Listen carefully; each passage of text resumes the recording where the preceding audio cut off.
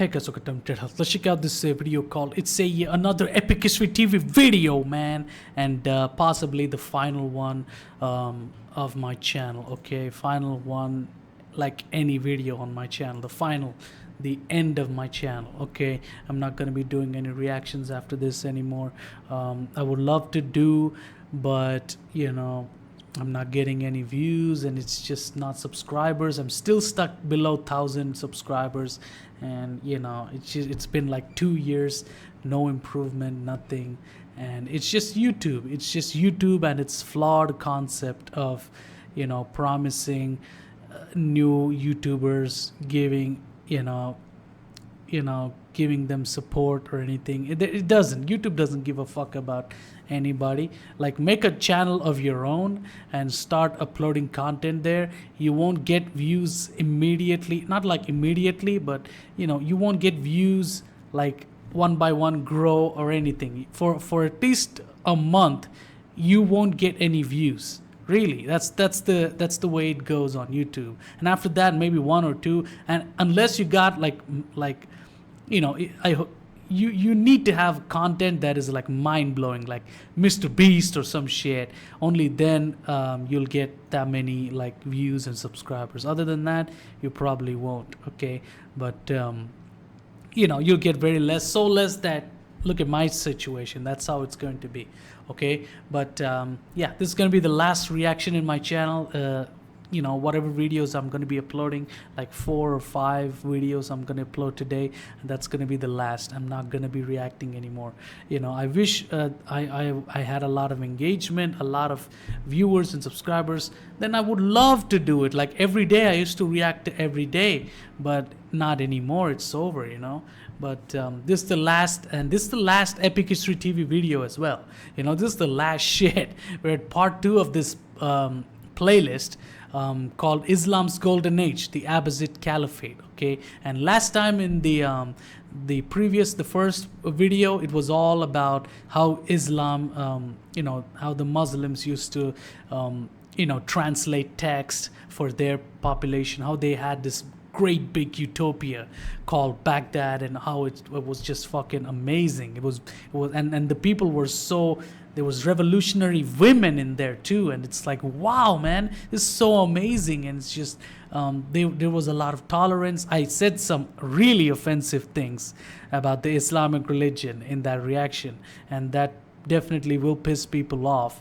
But I'm sorry, but let's watch this. I probably will piss you off in this one as well, because the growing concern of terrorism and the Islamic religion causing crazy amount of crimes in the Muslim community.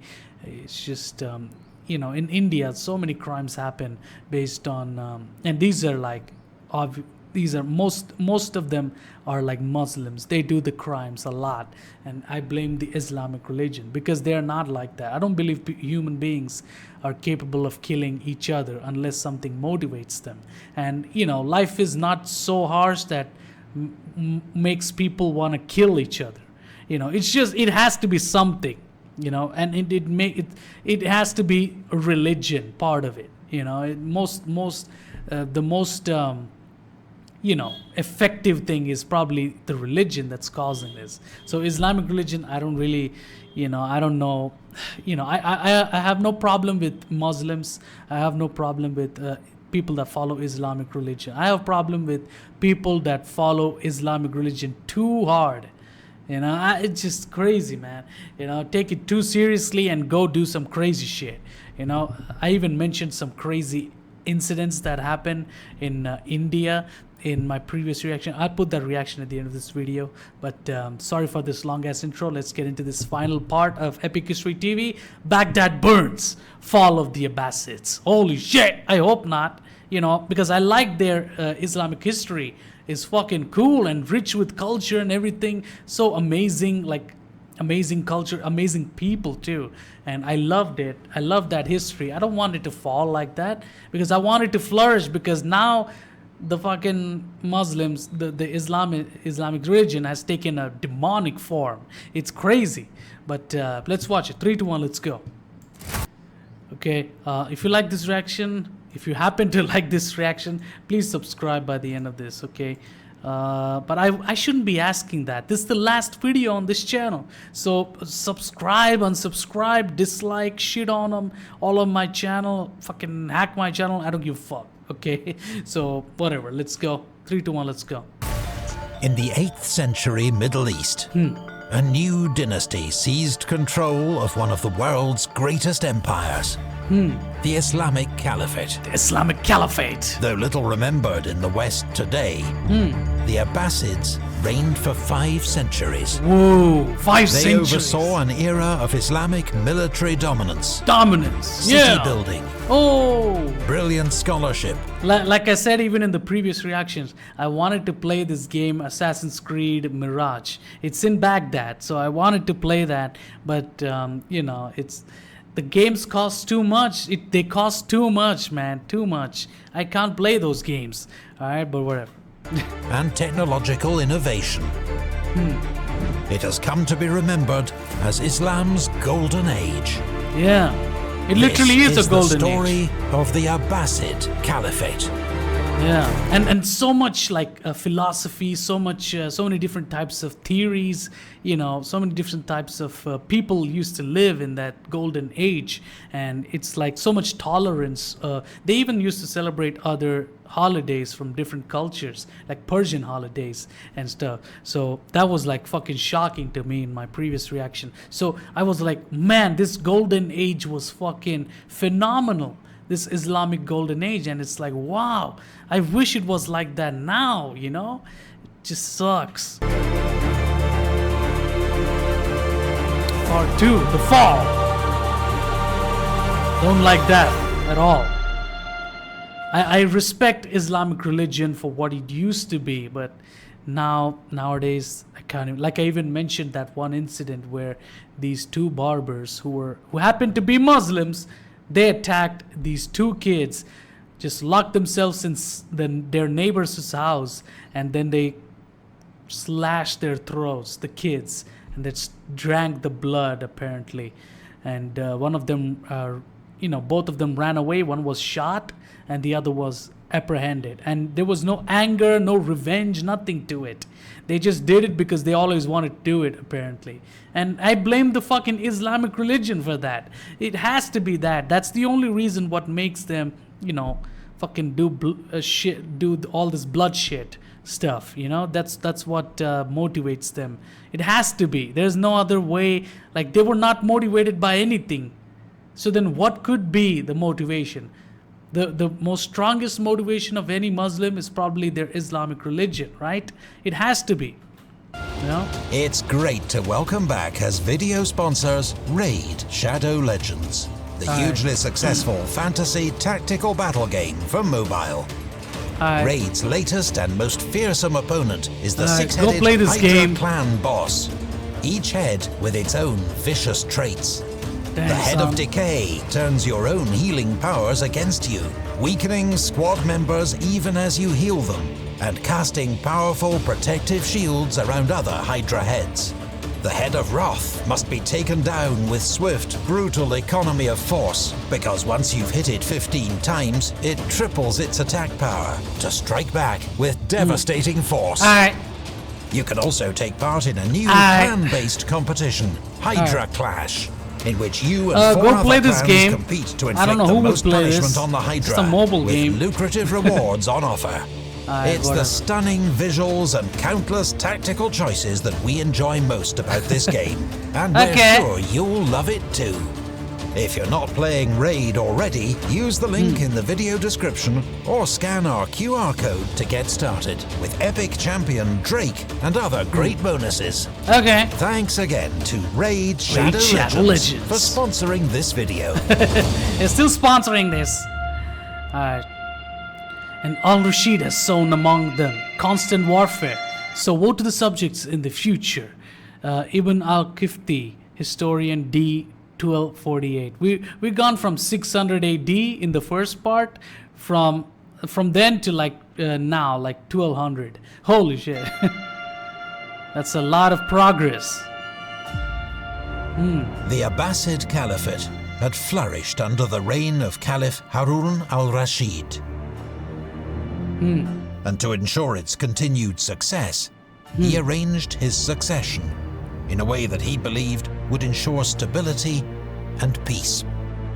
His son, Muhammad, was to be his heir. Amazing. But in a move common since the time of the Umayyads, he also named another son, Abdullah, as Muhammad's heir.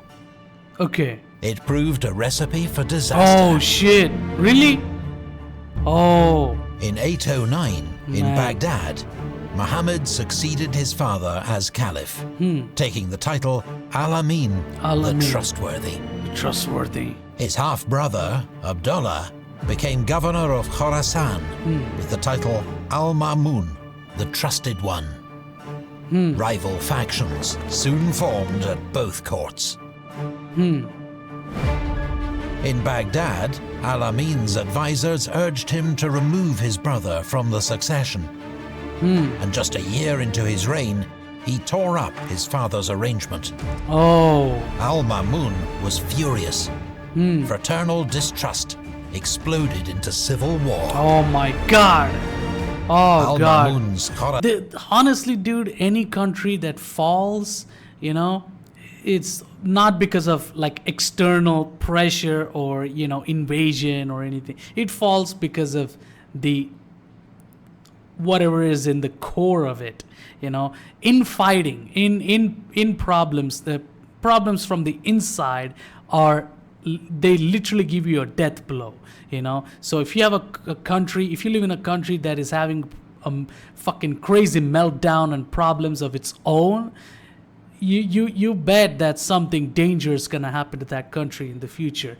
If there's no problems in your country and there's only problems outside the borders and shit like that, invasion or something like that, you can fight it off. You can even wait it out and it can expire, all the problems will go away. But if you have a problem within the country, within the core of your culture or nation, you can kiss goodbye your country because it's gonna end. Khorassani forces won a great victory against a much larger force at Ray and marched on to besiege Baghdad in 812. After a bloody year-long siege, the city fell. Oh man. Like these people that make all these problems happen, these emotionally fucking crazy dudes, you know, distrust and hatred and revenge and all this shit with people that are like emotionally fucked in the head, they will never, you know, they will never realize that they're causing a major harm to their own society, to their own culture and everything. They'll never realize until shit hits the fan, and then they're like, oh my god, what happened? I thought I was noble in my, you know, quest for achievement or whatever, and then they'll open their fucking eyes, and as everything crumbles, they're like, oh my god, what the fuck did I do? You know, it's so these people are so stupid, man. Really, they cause problems for everybody because they're not satisfied, they're not okay with shit. You know, real life is harsh enough already, but then you have to become a horrible son to your father and, you know, to your brother and all that. Really? Al-Amin was captured as he tried to flee and executed. Oh. Ew. Initially, Al-Ma'mun ruled the caliphate from his old base at Merv. Here, in an effort to widen his support after the civil war, he fostered a new alliance with the Alids. Okay. All right. Alids. This powerful family was descended from Ali, fourth caliph and son-in-law of the Prophet Muhammad. They'd later become leaders of Shia Islam, the branch of Islam that believes true spiritual authority belongs to Ali's descendants. Instead of traditional Abbasid black, Al-Ma'mun's court began to wear green, a color associated with the Alids. Okay, this is how the green came in? Even married two of his daughters into the Alid family. Oh, two daughters? Alid Imam Ali al-Rida his heir apparent. But these policies sparked hostility back in Iraq and led to major revolts in Baghdad. After 6 years, the Caliph moved the capital back there to restore order and abandoned his allied alliance. Okay. Al-Ma'mun is also remembered for his attempts to impose a new religious doctrine on the caliphate. Okay. He first invited distinguished scholars to Baghdad to discuss theological issues, such as the deeds of the companions of the Prophet, the hadiths, and the nature of the Quran. Making changes to However, Quran, huh? his pronouncement that the Quran was at some point created by God, rather than co-eternal with God, encountered bitter resistance. Okay. 18 years of religious persecution followed, a period known as the Minha, or Inquisition, which saw dissenting scholars imprisoned or even executed. Oh, shit. In 833, Al-Ma'mun... Dude, whatever changes they made to the Quran, they probably made, like, there needs to be a major change for the book. And I'm not like trying to insult the Quran or anything. You know, something motivates people into extremism in this book. And, you know, I sympathize with all the people, you know, that follow the Islamic religion and, you know, follow the book Quran and everything. I respect them.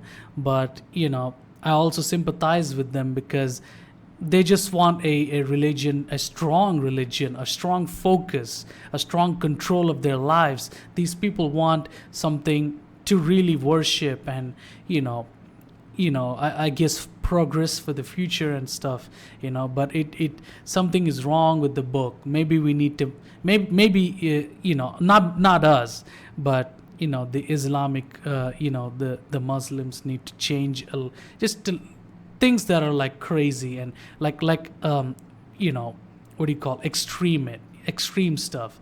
There needs to be a change to that and make it much more tolerant and peaceful, not like completely let anybody walk all over you or anything, but have like a respect amongst, you know, instead of all that you know, extreme stuff. I really wish there was a change. I hope they make a change in the future, because the future is gonna be even more worse with this terrorism and all that, you know.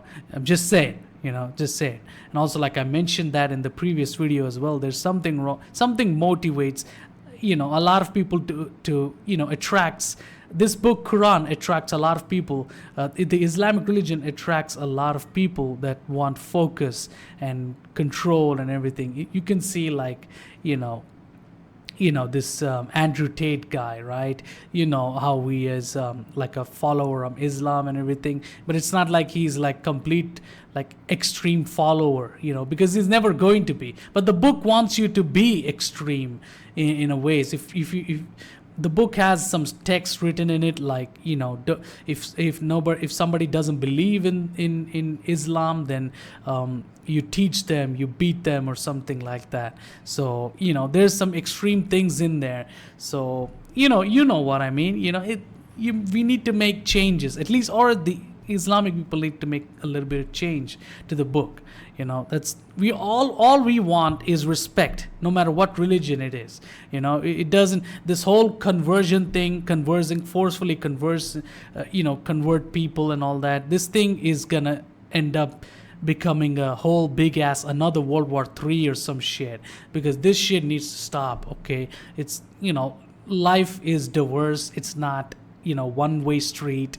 You know, it's not going to be one-way street, you know. So all that war that you wage, it's not gonna end, it's not gonna like result in anything that you want, like, which is a one-way street. It's never gonna happen. It's always gonna crumble, you know. People are of different ideas, different, you know. This is what the Abrahamic religions don't understand. That's the problem. But whatever, man. I don't want to offend people, but, you know, I probably already offended them. If you're watching this far into this reaction, you're probably already offended, especially if you're like a Muslim. I'm sorry, but, you know, I have to say things, but whatever.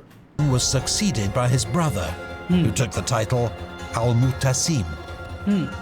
He'd prove far less interested in theological debate than the clash of arms. Oh, come on.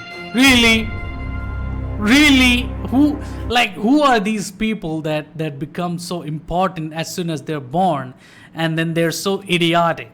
Like, you want to fight more than theological debates? It's because you can't fight is why we're taking a much smarter approach, which is theological debates.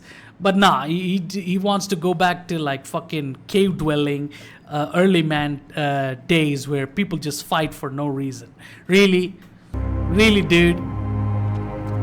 Like you're taking, like, degrading all the progress that we made over the years. Really, the Islamic people made all over those years. Come on, man. When troops are all, let's read this. When troops are all of one race, dangers arise. They lack zeal and they are apt to be disorderly. It is necessary that they should be of different races. I don't know about that. It's an army anyway. It's they're all troops. Why does it have to be different races? I don't know about that. Whatever. Nizam al-Mulk, Persian scholar, D1092, whatever. Cool. Maybe it has a different meaning to it. The armies of the Abbasid Caliphate, renowned in battle, were drawn from both Arab and non-Arab subjects. The Khorasanis, soldiers of the frontier province of Khorasan, were the troops who'd helped propel the Abbasids to power during the Third Fitna, or Islamic Civil War. Okay. Cool. Drawing on Persian and steppe warrior traditions, their ranks included both armoured infantry and heavy armoured cavalry, similar to European knights. Okay. The descendants of Khorasanis who settled near Baghdad were known as Abna al-Khorasan, sons of the people of Khorasan. Famed as elite and versatile infantrymen, they formed the loyal core of the Caliph's army. Cool. Awesome. Other notable contingents included the Dailamis, expert skirmishers from the highlands of northern Persia. Okay. While African troops, including military slaves and Muslim converts from Ethiopia, fought as heavy infantry. Dude, this is so diverse and really, and they're all working with unison, and there's no crazy race fightings going on. This is really cool. I like this. Armed with shield, sword, and spear. Nice. The great Caliph Harun al-Rashid was known to have an elite bodyguard of 40 African soldiers. Shit! 40 African Abbasid soldiers? armies were particularly skilled in siege warfare and made expert use of catapults, mangonels, and battering rams. Man! They even had specialist troops armed with naphtha, or petroleum-based fire weapons. No contemporary illustrations are known, but they're thought to have been similar to this slightly later Byzantine illustration. The 9th century, however, would see changes so radical that some historians have termed it a military revolution. During the civil war between al-Rashid's sons, al-Mu'tasim had begun to expand his military retinue by purchasing Turkish slave soldiers. Dang, okay. His favorite supplier Slave was the soldiers. Samanid family, governors of Transoxiana. Crazy. Alright. Dang, okay. Amazing. Slave soldiers were seized from their villages as boys, or bought in slave markets, then sent for intensive military training alongside an Islamic education. Dang, son. These soldiers must be the most emotionless, cold, might as well be psychopaths at that point. Life has been so harsh that it doesn't matter, and they're in the right place. They are soldiers, and at a time of war where war happens every now and then, they get to witness shitload of blood and murder. They get to kill and all that. These motherfuckers are psychos, bro. I feel so bad for them, because life has been so harsh, and it was so harsh back then. It's just sad. Emerged as formidable cavalrymen and superbly skilled mounted archers. Oh man. Al-Jahith, a contemporary, wrote of them with awe. Huh. The Turks are as good as others with the Dang, lance. look at the landscape. And in addition, if 1,000 of their horsemen are hard-pressed, they will loose all their arrows in a single volley Oh, and shit. bring down 1,000 enemy horsemen. Oh. No body of men can stand up to such a test. Oh my god. Shit. Oh god. That's insane. Historians dispute the exact timeline, but at some point in the 9th century, these Turkish slave soldiers, known as Mamluks, had come to form an elite corps within the Abbasid army. One that was personally loyal to the Caliph and could be used to intimidate his political rivals. Dang. Wow. Turkish officers, despite their initial outsider status and ignorance of Arabic language and customs, began to wield huge influence at the Caliph's court. Okay.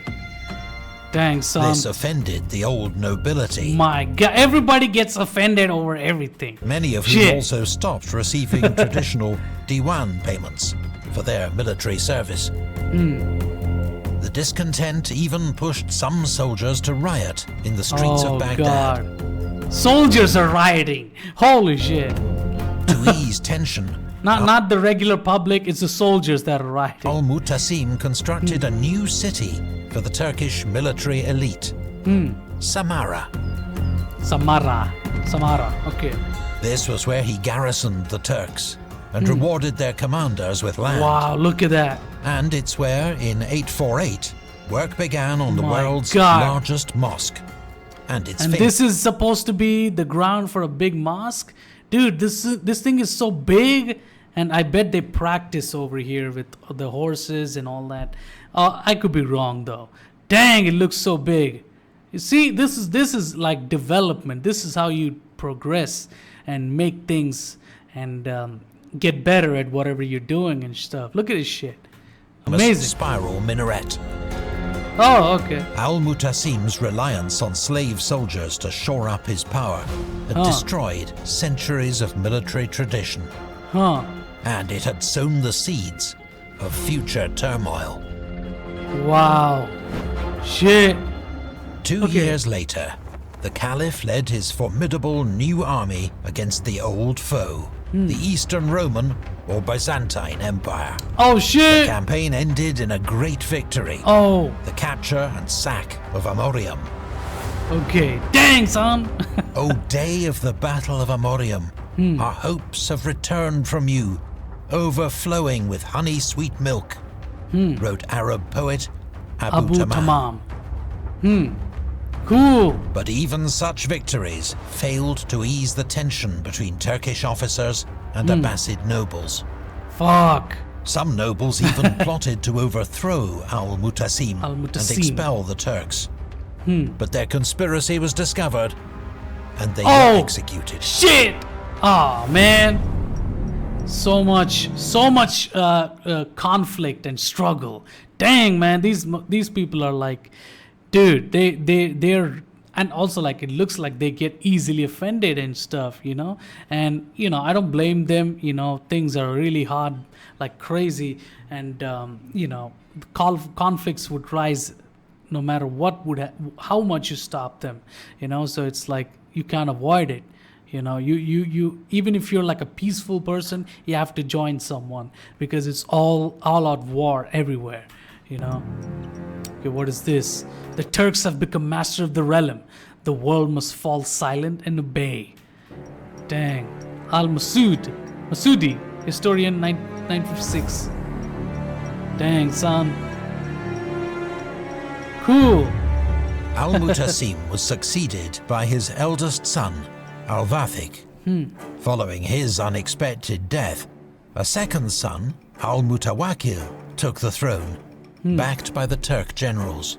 Okay. They'd hoped for a pliable puppet, but instead, Al-Mutawakkil decided it was time to reassert caliphal authority. On his orders, several Turkish leaders were assassinated. Oh. And he tried to use Arab and Armenian troops to counterbalance their influence.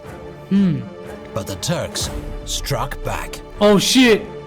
In 861, Oh! Caliph was assassinated by his own bodyguards. Oh! By his own bodyguards? The chaos Dude. and civil war that followed is known Oh as my the God. Decade of Anarchy. Oh, these assassinations are not good, bro. So many people support these influential leaders and stuff, and this will enrage the public so bad. And I feel like in the future we're gonna go back to those days. You know, we're gonna repeat the same history where we get like, you know, assassinations and then public outrage and fucking crazy. And obviously we're not gonna last for too long with this kind of, you know, mindset, but we can't control things either. So say goodbye. The future is gonna be really harsh. Now is the time, the most peaceful time of this world. Now it is, you know, so enjoy it as long as you can. I feel so bad for the past and the coming future. Dang, you know. 4 caliphs Shit. took power, all puppets of the Turkish military elite. Okay. Each, in turn, was violently overthrown. Oh, Order was only Jeez. restored with the accession of Caliph al-Mu'tamid in 870. dang. But the anarchy had irreparably damaged the caliph's authority. Oh God. Even before the Abbasids came to power, Huh. the vast caliphate had struggled to maintain control of its many regions. Dang, son. Abbasid authority west of Egypt had long been largely theoretical. Dang. But now, Shit. multiple major uprisings broke out as local governors and warlords staked out their own claims to rule. Own claims to rule. Egypt, fertile and prosperous, was an early casualty, lost to a rebel Turkish commander Oh. who founded his own Tulunid dynasty. Oh shit. Okay. In southern Iraq, a major revolt broke out among agricultural slaves from Eastern Africa, known as Zanj. Zanj The rebellion. 14-year uprising devastated 14-year? the region Oh. and severely disrupted Abbasid tax income Tax income. and Baghdad's food supply. Oh shit. Food. In Afghanistan, a coppersmith named Yaqub al-Safar made an astonishing rise to power, founding his own Safarid dynasty and conquering much of eastern Persia. Eastern Persia. His advance was only halted Al-Safar. at the Battle of Deir al-Akul in 876. Huh. There Alakul. In such Okay. turbulent times, Abbasid caliphs struggled to impose their authority, Shit, the fall of Abbasids? Is this how it's gonna happen? but there What were the fuck? some successes. My God, man. Caliph al-Mu'tadid Huh. engineered a brief Abbasid resurgence Huh. thanks to military campaigning and Okay. shrewd diplomacy. Notably his marriage to the daughter of the Tulunid ruler of Egypt. Oh shit. She was the celebrated Kutr al-Nada. Huh. Her name means dewdrop. Dewdrop. Dang, One man. scholar described That's a beautiful name, dude. I mean, if you have like a daughter and name that Dewdrop or something. I mean, it might sound weird, but add like Angela Dewdrop or some shit or some name, American name, and add that. That's a very good name, man. her as one of the most intelligent and regal women who ever lived. Dang, son. When al-Mu'tadid told his bride, "You've done well for yourself by marrying the Caliph. What more could you thank God for?" She replied, "You've done well for yourself. This makes my father your subject. What more could you thank God for?" Dang, dude. She can reply you back with the same and even more fucking, intelligent quotes. What the fuck? Her bold This response woman was crazy. a sign of her character, as well as the delicate new balance of power. And she's almost like she's a very like outgoing, energetic personality. That's how she looks like. Dang, son. Crazy, Between dude. Abbasid caliphs and some of their That more that man must be lucky, dude. Like, powerful subjects. yeah, cool. During Amazing. the reign of al-Mu'tadid's son, al-Muqtafi, Tulunid Egypt was fully reabsorbed into the Abbasid Caliphate. Dang, But son. elsewhere, the news was dire. Oh, what happened? Yeah, of course. Abbasid authority collapsed in Arabia. the fall of where one Abbasids. Shiite group, the Qarmatians, even began attacking pilgrims on their way to Holy Mecca. Oh shit! In 930, they stole the Black Stone, the Oh. Holy of Holies, from the Kaaba. Oh. A terrible blow to Abbasid prestige. Oh my god. Really? In Central Wrong. Asia, Wrong the thing to Persian do. Samanids carved out their own empire and declared Oh. independence. Shit! This was the height of the so-called Persian intermezzo, Huh. when native Persian dynasties ruled in Persia once more. Yeah. And so many changes are taking place, you know, after so much ruling. It doesn't matter at that point, you know. All you have to do is whether you're living a happy life or not at that point. Because these motherfuckers keep changing. Whoever rules, everybody's trying to, like, you know, has like a power struggle. Everybody wants to take over, control and shit, you know. So it could be Abbasids, it could be like the Tulunid or whoever. It could be anybody, you know. Anybody can take control and change it, you know. And it just it all depends on how long you last, you know. And it doesn't matter how long you last anyway, because some other asshole somewhere is starting a new revolution and start, you know, taking over parts of your country and shit. It's just ridiculous, okay? And I'm not surprised here. And no wonder the Abbasids fell. No wonder, you know. Increasingly, the Abbasid Caliph was said to reign, but not rule. Okay. He'd become a symbol without power, often under the thumb of his vizier. Huh. By the 930s, the Caliph had lost control of both the civilian administration and army command, which was handed over to a new official, the Amir al-Umara, commander of the commanders.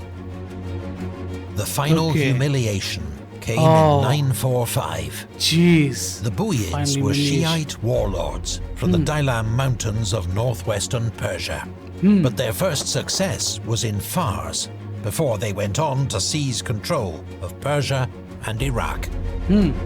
Okay. Their triumphal entry into Baghdad was a deep humiliation for the Sunni Abbasids. Oh God. Yet they retained the title of Caliph, Oh as man. no more than figureheads under Buyid command, and spectators to these turbulent times. Damn, I would love to check this whole Baghdad out. Like, seriously, I would love to explore this. That's what I'm saying. I want to play that game, Assassin's Creed game, the new game. I would really love to. It looks like a great utopia and a busy, like a busy city. And I love this shit. And there were no like crazy like cars with fucking petrol smoke all over the place. It probably all dust, but still it's gonna be like wonderful. And there's like a bunch of beautiful trees here, you know, and like a main chamber, something here, like a mosque or something. Amazing. I love it. I would love to check this out, you know. 2 decades later, another Shiite dynasty, the Fatimids, swept along the North African coast, conquered Egypt, and founded Cairo as the capital of their own caliphate. Dang. Some historians Insane. label this the Shiite century, Dang, with son. Shiite dynasties ruling twin caliphates and Okay. dominating much of the Muslim world. Oh God. But it was Man. not to last. Was not to last. A dangerous new Sunni power Yeah. was poised to burst out of Central Asia. Oh The shit. Seljuk Turks. The Seljuk Turks? Dang, man, how many things are gonna try to take over the Sunni revival? Okay. Too sunny. Too hot. The Seljuk Whatever. Turks were pastoralists, nomadic livestock farmers from the Central Asian steppe. They were fierce warriors who became champions of Sunni Islam. Sunni Islam. At the end of the 10th century, possibly in response to climate change, they swept south into Khorasan. Huh. The Ghaznavid Empire, successor to the Samanids, Dang, was son. first to fall. Yeah. The Seljuk Turks were unstoppable, surging fuck. westwards across the Persian It's plateau. like a fucking virus creeping in. Oh, taking God. Baghdad and toppling the Buyids, Oh, look crushing at a this. Byzantine army at Manzikert, Shit! and forging the great Seljuk What? Empire. Dude! I thought the red ones were already taken over. They were already like evil, very dangerous. They're taking over all the entirety of the the Muslim region and everything. But suddenly the Seljuk Empire came in like a fucking tsunami. They literally look blue here and they're like taking over like a tsunami, man. Their Dang. triumph was tempered by the arrival of European crusaders, who took Jerusalem in 1099 and carved out a series of crusader states. Crusader states. Wow. Oh One man. I Shia feel- sect, bad shrouded for in this legend, struck back at the Seljuks with Oh. deadly precision. In Oh, shit. 1092, Nizam al-Mulk, vizier of Oh, the Seljuk fuck. Empire, was Whoa. killed by the Order of Assassins, Shit! hit squad disguised as Sufi mystics. Oh my god. The Not Assassins, good, that's or crazy. Hashashin as they're known in I Arabic, don't know. were a new Ismaili military order formed in the mountains of northwestern Persia. Okay. Facing powerful enemies, but without an army of their own, they turned to subterfuge and assassination to achieve their goals. Okay. Dang, son, what the fuck? Many fanciful stories are told about the assassins, Jeez. but the order was real and feared, and responsible for scores of political murders over the Oh, next man. 2 centuries. Oh my god. Next 2 century of murderings? Oh god. Under the Seljuks, Shit. Abbasid caliphs continued to reign as spiritual leaders and figureheads. Figureheads. Okay. But the 12th century saw the fracturing of the great Seljuk Empire. Oh, what the A fuck? familiar story of disputed successions and local governors making their bid for power. Sensing weakness, in 1136, Abbasid Caliph al-Muqtafi raised his own army to reassert Abbasid independence Oh my for the god. first time in nearly 2 centuries. Oh, that's He a took long control time. of Baghdad, and in 1157 Oh, shit. held it against a Seljuk siege. Dang, son. After Dude. generations of foreign subjugation, Wow. the Abbasids had re-emerged as an Dang. independent power. I mean, after like two centuries later, that's like that's like a big revolution. That's a much needed change waiting to happen, and it finally struck. And the Abbasids are now finally doing something independent, and going against the Seljuk Empire. Great, like this is insane, And we're looking at it like it's some kind of a movie, but dang, dude, like to live all this, to experience all this, like so many generations of so many changes. No wonder, But it would soon all come Oh. crashing down. What? Oh, come on. I was kind of happy that the Abbasids were getting some, opportunity to rise and shit, but nah, they're really. What is this? They swept through the city like hungry falcons attacking a flight of doves, or like raging wolves attacking sheep as the population died at the hands of the invaders. Yeah, man. Like imagine if you're in a you're like regular public citizens, everybody engaging in like regular life, in the bazaar market, everybody's buying stuff and everything is all right. And the next minute, the fucking big ass gate opens, and all the invaders come in with their horses, with bloody swords and cutting everybody down. Regular people. That is horrifying. Holy shit! Who wrote this? I wonder how they experienced that. Wasaf, historian, 1328. He experienced this, or maybe he saw In the it. 13th century, and Maybe he it's like a like a borrowed historical information. new force from the east tore through the Islamic world, Oh god. scattering armies and destroying every city that Shit. did not submit to them. Dang, son. The Mongols. Oh, the Mongol. I forgot about that. In the previous video, by the end of that reaction, he mentioned that the Mongols wreaked havoc and how the Abbasids were completely destroyed by these Mongols. And holy shit, I know the Mongols now. Dang. And also, I played that game called Ghost of Tsushima. Go check that out. It's Asian stuff with the Mongols and shit. You will see how fucking dangerous and deadly they are. Go play that game. They're fucking insane. These people are bloodthirsty motherfuckers, and almost like a tribal dudes that are barbaric.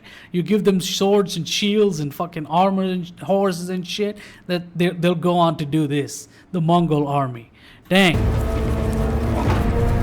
First to fall, the Khwarezmian Empire, successor to the Seljuks, overrun by the Mongol hordes of Genghis Khan. Oh my god! Look at this! It looks like some kind of fucking, like a poisonous effect on the land. Kind of reminds me of Elden Ring, the Souls games. That's how it looks like evil creeping up all over the place. 1256, his grandson, Hulagu, was poised to renew the onslaught. Oh god. But first, he turned his attention to the assassins, rumoured to be plotting his death. The order was scattered and crushed. Oh god. 2 years later, Hulagu advanced against the Abbasid Caliphate. As his armies neared Baghdad, he sent a stern warning to Caliph al-Mustasim, demanding the city's surrender. Oh my god. Despite the Mongols' terrifying record of destroying any city that opposed them, al-Mustasim decided Baghdad's walls could keep out any steppe nomads. Dang, son. I mean, imagine if you got a letter from these new invaders that captured 70% of your country, and you have this small tiny island of space in which everybody's living, and you get this letter of surrender or there will be war. What can you do? That's so scary. You're waiting for a crazy evil tsunami to swept completely take over your country, man. It's just really scary, dude. Dang. He was wrong. Okay. After half Baghdad's garrison was massacred in a disastrous sortie, the city surrendered. Oh, but fuck. And this surrender didn't happen peacefully. Look at this. After all this, half of the fucking city has been murdered, and then it was surrendered. Holy shit. Was in no mood for mercy. A contemporary chronicler described the horrors that followed. Oh my god. The people of Baghdad were put to the sword and subjected to 40 days of killing, pillaging, and enslavement. Oh my god. They tortured people to extort their wealth. Oh my god, dude. They killed men, women, and children. A great part of the city, including the Caliph's mosque, was burnt, and the city laid in ruins. The dead lay like mounds in the streets and markets. Oh my god.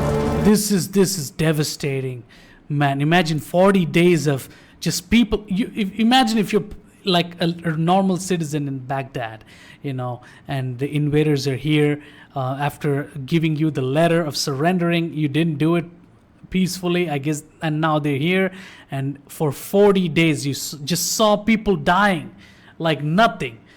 Get stabbed, get shot with arrows everywhere around, and back then it was not like military shit with the guns and everything. It was brutal. The killing was brutal. The killings, and you see just people dying right in front of your face, right next to you and shit, and some people becoming slaves, forced into slavery, treated like fucking animals, getting whipped on the back and shit like that. Dude, this is the worst part of history. One of the these things happen, these kind of incidents happen in the past, but these incidents are the worst things of humanity, and I hope this kind of shit won't happen in the future, because I guess we're gone past those age of slavery and brutality and shit, So we're gonna, even if we engage in something and repeat the history, we're gonna have quick methods like shooting and killing, you know, military tactics and shit. It's not going to be as worse than this, but I feel so bad for people of those days, man. Dude, like imagine, this is so tragic, you know? The death toll is unknown, but was in the many thousands. Oh, man. Allegedly, only Christians were spared, thanks Oh. to the intercession of Hulagu's Christian wife. Oh, shit. Baghdad's So, man, Christians are lucky. Man, he happened to marry a Christian wife. Nobody planned it, nothing. He happened to marry a Christian wife. So the Christians are spared. Holy shit. libraries Dang. were destroyed, their books and manuscripts representing centuries. The libraries have been destroyed. That's a lot of information. So much information translated by so many open-minded scholars and shit. And it's gone now. And I wonder how many such informations and, you know, crazy knowledge that we lost, you know, in the past, you know. In my India alone, there's like shitload of, you know, invasions that took place, and we lost a lot of, we used to be really wealthy, and now we're like fucking, you know, we're developing, we're not as poor anymore, but we suffered hell, man, as Indians, you know. So it's like, dang, dude, even now we suffer, especially with the Islamic religion not being as peaceful as it was in this time that I'm watching right now. That is like golden Islamic age, but now like the Islamic religion, now it's like it's going crazy. We might need to, you know, the people of Islam might need to change a little bit. The Muslims need to change some of the Quran, you know, but whatever. Centuries of Dang. Muslim scholarship were thrown into the Tigris River so Oh. that it was said to run black with ink. Oh God. And obviously the ink wasn't permanent, I guess. So the ink would just flow all over the place like gel pens, you know? Shit. Al-Mustasim was forced to witness this terrible destruction. Huh. Then, according to several sources, he was rolled in a carpet and Oh. trampled to death, Oh my God. as Mongols feared to spill royal blood. Oh fuck. Really? The last caliph of Really? Baghdad was dead. Oh. Never again would the Abbasids hold meaningful political power. Oh my God. Completely fucking like picked fucking all the fucking like last inch of it, like completely picked it out and completely erased it from existence. Dang, man, this is so tragic to see. Al-Mustasim I mean, I would love for Abbasids to flourish, you know what I mean? They were like more of a progressive, not like the bad word progressive nowadays. No, not like the proper progressive then, with the you know, like open-minded and wonderful, you know, there's so many things for, you know, progress in the Abbasid times, but now it's gone. I wish that was flourishing instead of the evil invading motherfuckers from other. It's just crazy, man. was not the last Abbasid caliph. Huh. The line would continue under the Mamluk Sultanate that now ruled Egypt. But his successors in Cairo were merely ceremonial figures, Oh. religious leaders with little power. Oh man. The last caliph, Al-Mutawakkil III, Third. surrendered to the Ottoman Empire Oh. in 1517 Fuck. and was taken away as a prisoner to Oh. Constantinople. Shit. Oh man. It was a humiliating Bad time to be born, and you know, bad time to live, and your title, you know, whatever name, the third, doesn't even matter anymore. Dang, son. fate for a dynasty that had once ruled one of history's greatest empires. One that had man. dominated the Middle East, that had taken on and How many defeated centuries? the Byzantines in the west and Wow. Chinese in the east, Dude. that had overseen a great flourishing of scholarship, culture, technology and trade, Oh God. and reigned over the era that is remembered as Islam's golden age. Golden age. Dang, son. For centuries to come, Dude. Islamic leaders would assert their legitimacy by claiming descent from this one towering dynasty. Dang, man. the Abbasids. Yeah, man. I wish the Abbasids flourished, and became bigger and all that, like how the Chinese are now, or the Japanese and all that, big nations, I wish they survived and came into this new world, because now there's no, like, everybody's afraid of a new war, and this is like the peaceful times, and I wish they survived till now. It sucks. It's so sad, bro. Thanks again to Raid Shadow Legends for sponsoring this video. Use our link in the video description to download now. Raid Shadow Legends. Big thanks to Osprey Publishing Go play for that. kind permission to use several of their images Is that a good in game, this video. Raid Shadow Legends? In the video Can somebody description, tell we've me? included links Everybody to some of the fucking titles sponsors that that. cover the military history of the Caliphate, with much more brilliant artwork. Okay. Thanks also to our series historical advisor, Professor Antoine Borut of the University of Maryland. You can find out more about Antoine's projects and publications via his university webpage using the link in the video description. Cool shit. Thanks most of all to the Epic History TV Go pay him on Patreon Patreon. supporters This who make content this is channel like possible. phenomenal.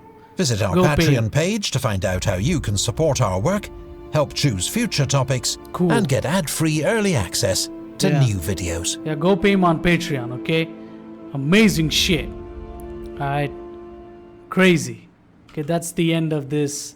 Okay, amazing stuff. I love this. Okay? And what's with the Raid Shadow Legends? That thing is like the most popular sponsored thing ever. And before that, it was, I think, like it was Loot Crate. That shit was in like 2013 to 15 or 16. It was like all over. Everybody was like Loot Crate, Loot Crate, Loot Crate. But now nobody talks about it. I don't know what happened to Loot Crate though.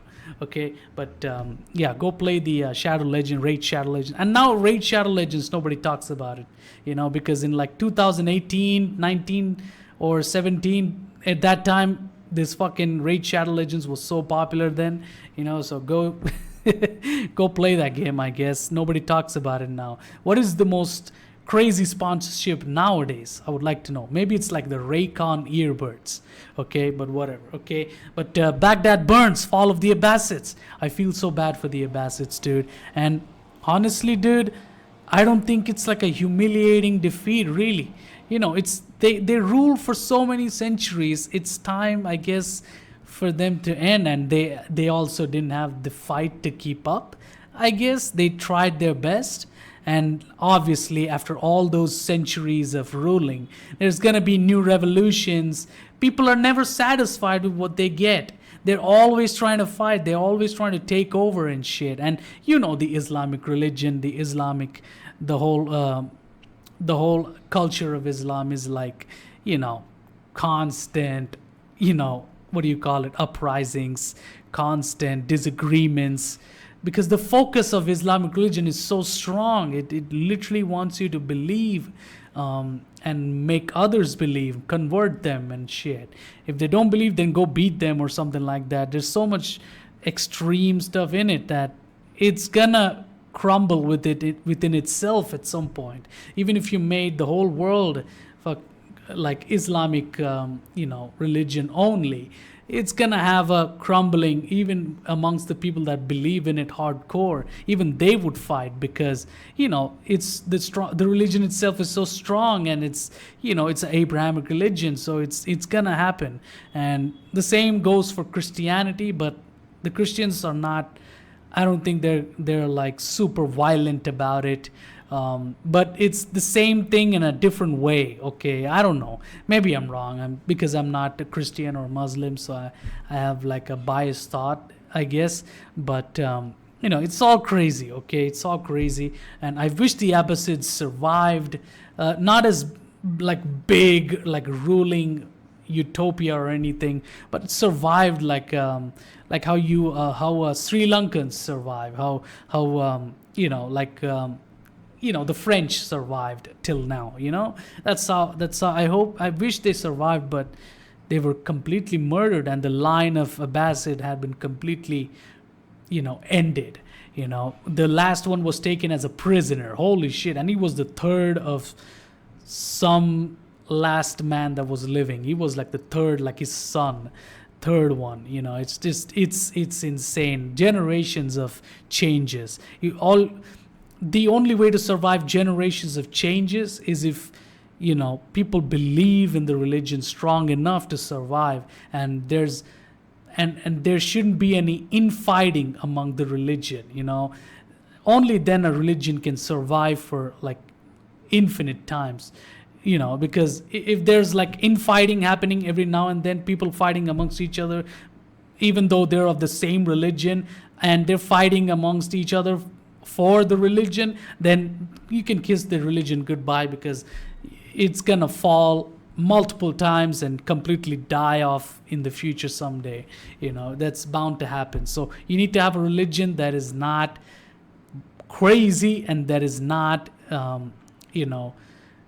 very demanding. You need to have a religion that is for all and for extremely peaceful. Like Buddhism is one religion that can survive for a long time, because a lot of people believe in, and Hinduism is like a lot of people believe in that. Even some people from other religions, you know, believe to some extent. Even like I've seen some videos from Africa that celebrate Hindu festivals and stuff like that. So there's some, you know, there's some love towards it, and these kinds of religions might have a good future and a long future. But Islamic religion, I don't know about Islamic religion. I don't know much, so I can't say much about it. But it can make people, you know, take an extreme turn. So I don't know. I hope that changes and becomes more peaceful and much more nice to each other. All I want is for all the Islamic brothers and sisters and Christians and Buddhists and Hindus, all of us to get to live together in harmony and peace and respect each other, and not try to convert and, you know, have crazy, you know, disagreements and fights and extreme behavior patterns, like that one incident that I talked about, the fucking slashing of the two kids, their throats. My God. And I can never take away that. I even saw the real image of it on the internet. It's a recent incident that happened. Two barbers forced themselves inside this neighbor's house of just a normal family with two kids, and they cut their throats out and drank their blood, apparently. And they did it for no reason. They always wanted to do it, apparently. And they both happen to be Muslims. So I don't know what something is wrong with Islamic religion is what I've been saying from the beginning of this whole series. Okay, I hope you understand it. Please don't get offended. It's a long ass reaction, and this is my final reaction on this channel. And a few more videos are coming today, and that's going to be the end of this reaction. Okay, this whole reaction charade that I put up on this channel. Okay, so that's it for this reaction. If you like it, subscribe.